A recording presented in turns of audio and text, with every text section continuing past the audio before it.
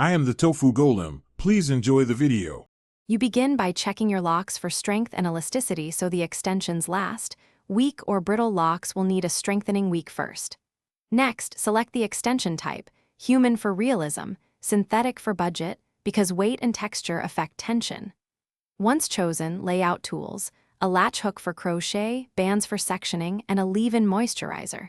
Start at the nape and part one clean row. Make that first install simple, so you set an even base for the rest. You now move through the midsection in disciplined rows, because consistency prevents bulges and uneven weight.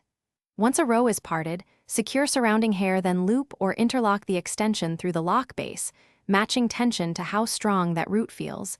Too tight causes breakage, too loose slips. Rotate between left and right sides to keep posture balanced. After several installs, step back. Blend ends and trim where necessary, so the silhouette reads natural and the weight distribution stays even.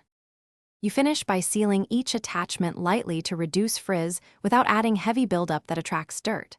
Once done, style gently and instruct on nightly care, satin scarf, and minimal manipulation to preserve both locks and extensions.